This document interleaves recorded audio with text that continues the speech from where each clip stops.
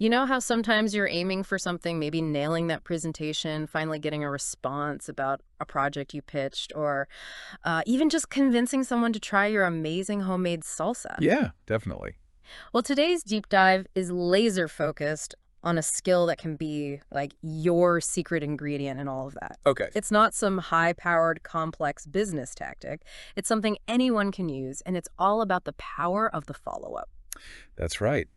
When you shared your thoughts in the articles you've been looking at, what really stood out was this recurring theme of, well, not letting initial interactions be the end of the story. Exactly. Follow-up at its heart is that strategic second try, that intentional way of re-engaging to move closer to your objectives, you know? Yeah, that second try idea. And to really illustrate this for you, we're going to explore the journey of someone we're calling Alex.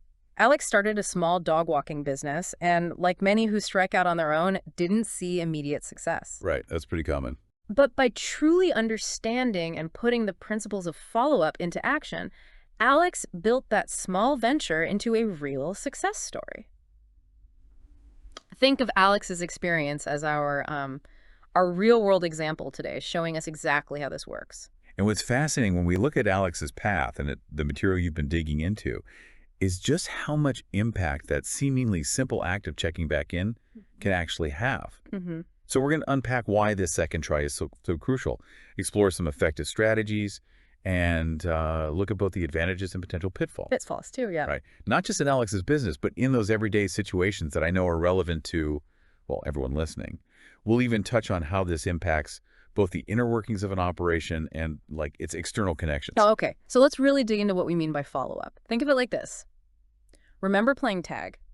You make that first move, try to tag someone. If they dodge, you don't just freeze, right? You adjust and try again. Right. You keep going. Well, in the context of what we're talking about, that trying again is pretty much the essence of follow-up. When Alex first started their dog walking business, they talked to neighbors, handed out flyers, and the usual stuff. Sure.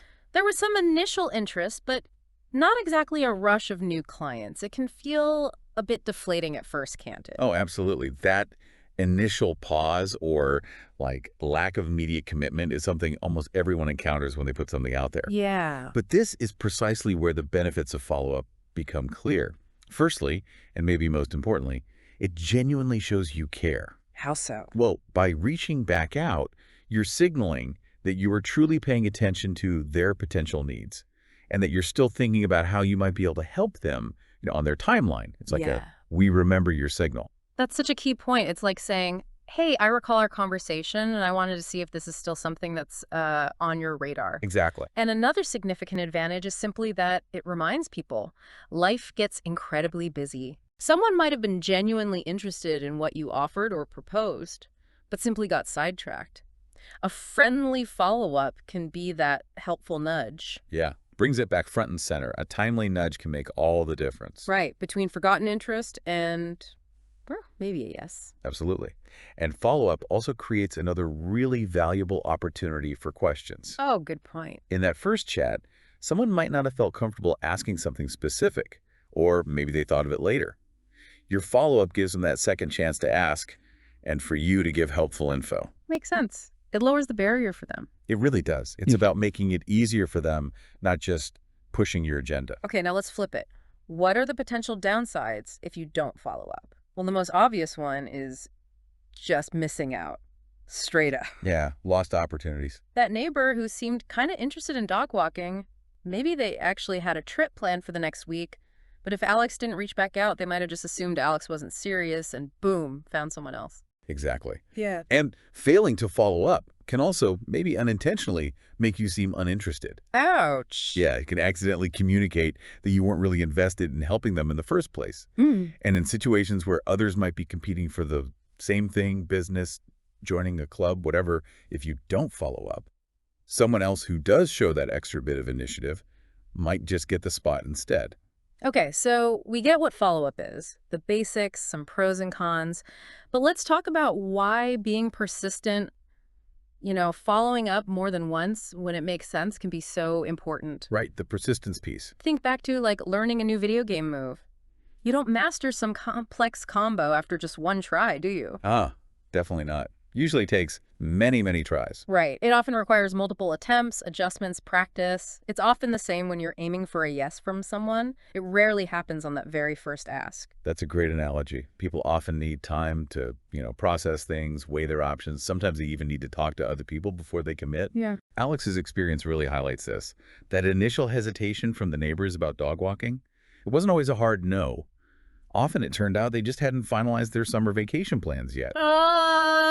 Timing. Exactly. So a follow-up a few weeks later, when things were more settled, that often got a much more positive response. Okay, so being persistent when you do it thoughtfully has real advantages. For one, it can often turn a maybe into a yes. Definitely. That initial uncertainty or indecision can often be overcome with a bit more info or a clearer understanding of the benefits or just hitting them at the right time, all things a good follow-up can do. Precisely. And consistent follow-up, when it's approached with genuine helpfulness and not just nagging. Yeah, not nagging. Right. It also builds trust over time. Yeah. It shows you're reliable, you stand behind your offer, and you're really committed. Builds credibility. It does. And I think, importantly, persistent follow-up subtly shows your own belief in what you're offering, your confidence that it's genuinely valuable for them. That makes sense. If you don't seem convinced, why should they be? Exactly. On the flip side, then, giving up too soon, that's got significant drawbacks. One key risk is just losing out because someone was just, hesitant initially. Mm-hmm. A well-timed follow-up might have been all they needed to get over that little hump and say yes. And another crucial risk of stopping too early is that you might not really understand the reason behind a no. Oh, yeah. Like what? Well, sometimes a no isn't final. It could mean not right now, or I need more specific information, or maybe even could you offer something slightly different? Right. It's not always a closed door. Exactly. Without that follow-up, you never get the chance to figure out those underlying reasons. You might be misinterpreting the signal. No can often just be not now or tell me more. Interesting. And ultimately, I guess, every time you choose not to follow up when maybe you should have, that's potentially leaving money or success or whatever the goal is just sitting there on the table. Pretty much. A missed opportunity that might have worked out. Okay, so we've established why follow-up and some persistence matter, but let's get into the how. How do you follow up effectively? Because that seems key. Absolutely crucial. It's vital to understand that effective follow-up isn't just, repeating the same request over and over. Right. Nobody wants that. No, it's about being considerate, providing actual value, and tailoring your approach to the specific person and their situation. Tailoring it. Okay. Like Alex's strategy, instead of just blasting reminders about dog walking. Yeah. What did Alex do? Alex got strategic. They shared helpful stuff, like emails with tips on keeping pets safe and cool in the summer. And then within those helpful tips, they'd subtly mention their services as a convenient solution. Ah, very smart. That's insightful because Alex shifted the focus from just the sale Yeah. to offering genuine value, becoming a helpful resource. Those summer dog care tips weren't a hard sell, but they positioned Alex as knowledgeable and caring. So that's a key benefit of smart follow-up. Oh. You're providing more value. Exactly. It builds rapport and trust beyond just the initial ask. And thinking about tailoring, if you remember details from previous conversations, your follow-ups feel way more personal, right? Huge difference. It shows you were actually listening. You care about their specific situation, not just sending a generic blast. Absolutely. That personalization makes it feel less like marketing and more like a real conversation continuing. Uh-huh. And by consistently offering useful stuff, even if they don't need your main thing right now, you keep your name kind of top of mind in a positive way. So when they do need it... You're the first one they think of, hopefully. Okay, makes total sense. Now the opposite. Pitfalls of doing it badly. What happens then? Well, the most obvious one is just plain annoying people. Yeah, I've been there. We all have. Yeah. Nobody likes being bombarded with constant irrelevant messages or overly aggressive tactics. That just turns people off fast. And makes them less likely to engage later. For sure. Yeah. And ineffective follow-up can also be a huge drain on your own time and energy. How? Chasing leads or opportunities that are clearly not going anywhere, Yeah. that takes time away from pursuing ones that are promising. You spread yourself too thin. Good point. Wasted effort. And maybe one of the biggest risks of really poor follow-up is damaging your reputation. Ooh. Yeah.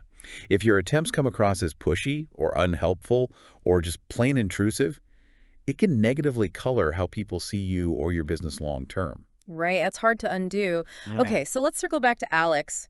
How did this more thoughtful approach really change things for their business. Well, as Alex got more intentional, they started keeping better track of things. Detailed notes about each potential client's specific needs, their pet's personalities, even the best time to reach out. Getting organized. And they set up a system for reminders so things didn't fall through the cracks. This more systematic approach really made a tangible difference in their success rate. And this wasn't just about getting clients, right? It affected things inside the business too. Definitely. For example, as Alex saw follow-up working, converting those maybes into actual clients, they shared those wins with their team, which was growing. Ah, motivation. Exactly. It boosted team morale, showed them that initial hesitation wasn't the end, and that persistence, done right, paid off. That's smart internal communication. It is. But it's important when sharing those wins to also talk about the effort and the strategy involved. Why is that? So the team doesn't just expect easy wins. It manages expectations and encourages them to be thoughtful too, even if results aren't immediate. Keeps them from getting discouraged if one follow-up doesn't work. Got it. Good nuance. What else internally? Alex also started actively using feedback from those follow-up chats to improve their services. Like what kind of feedback? Say, a potential client mentioned their dog was super anxious around other dogs.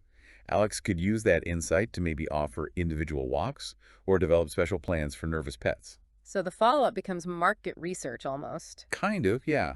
A direct feedback loop that led to better service overall. That's powerful. Super valuable.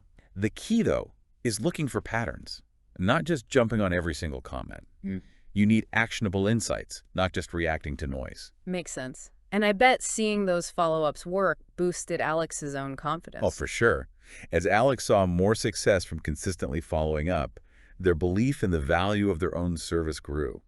That confidence definitely comes across in interactions. People can sense that. They can. Confidence is good, but again, there's a risk. What's that? Becoming overconfident. You still need to keep learning and improving. Complacency can set in if you think you've got it all figured out. Right. Always got to stay adaptable. Anything else on the internal side? Communication skills improved.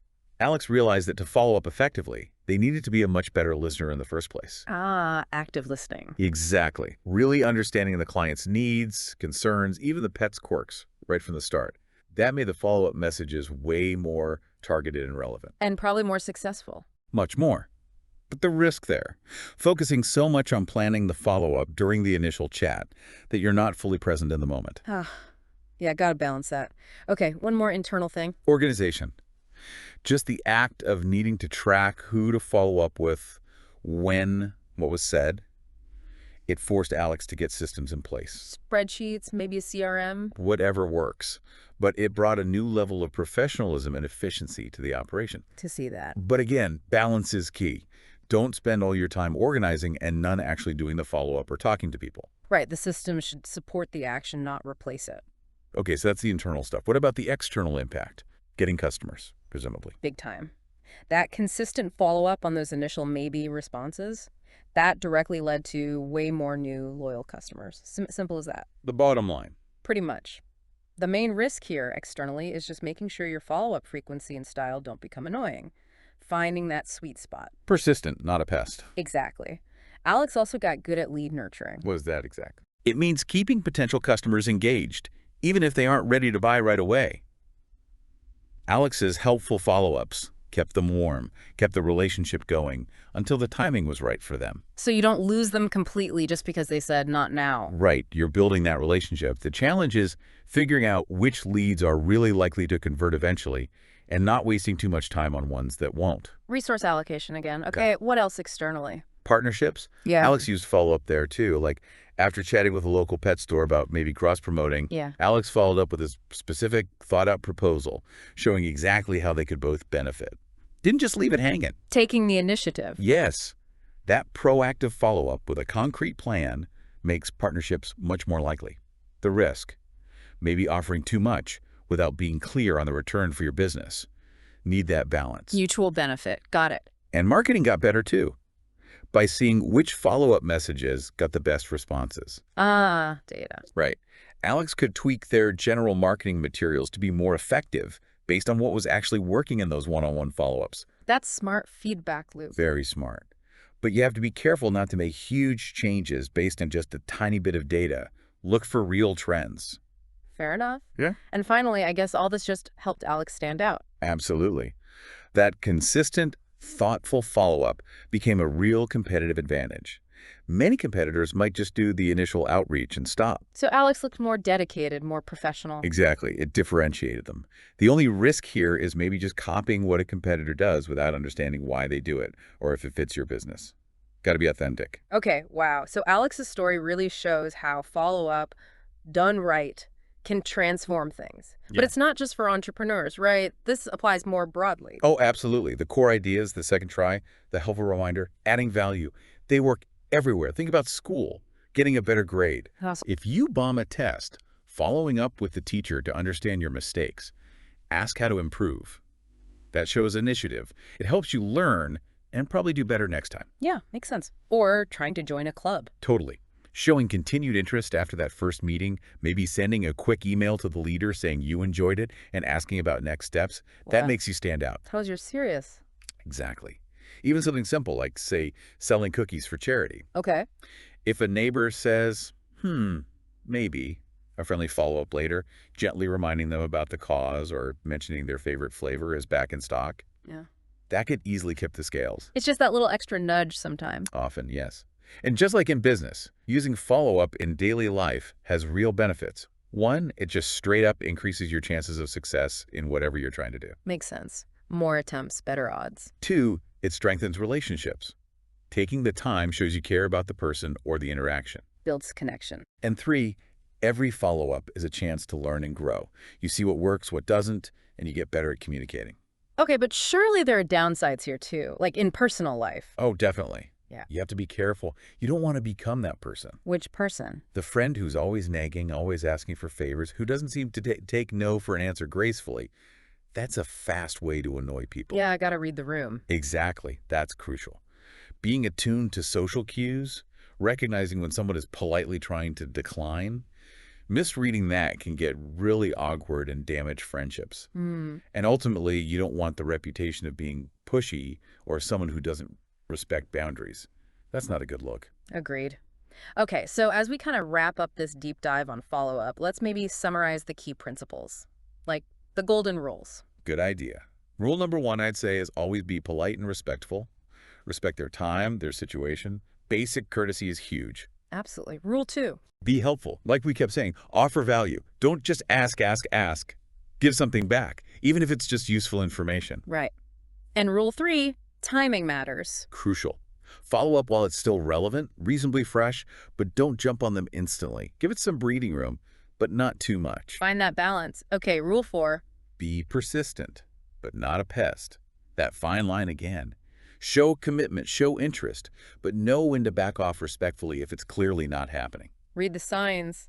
And rule 5. Stay organized, keep track. Who did you talk to? When? What was said? It just makes the whole process smoother and more effective, prevents mistakes. Definitely. And maybe the final overarching lesson from Alex. Yeah, I think Alex's big takeaway was that good follow-up isn't really about pushing hard or forcing things. It's more about connection, about being genuinely helpful and making sure people have what they need to make the right decision for them. It's facilitation almost, not coercion. Well put, yes. Okay, so the key takeaway for you listening is this.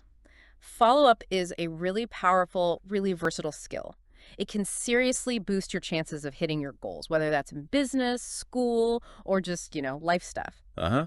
Remember those core ideas we talked about? Yeah. Persistence matched with respect, being helpful, and taking that thoughtful, personalized approach. We really hope you'll think about how you can consciously use these ideas, maybe following up on a question after a meeting, showing interest in that group you want to join, or even just pushing forward on a personal goal. Consider how a smart follow-up could help. Yeah, give it some thought. How could this apply to you? So here's a final little thing for you to chew on.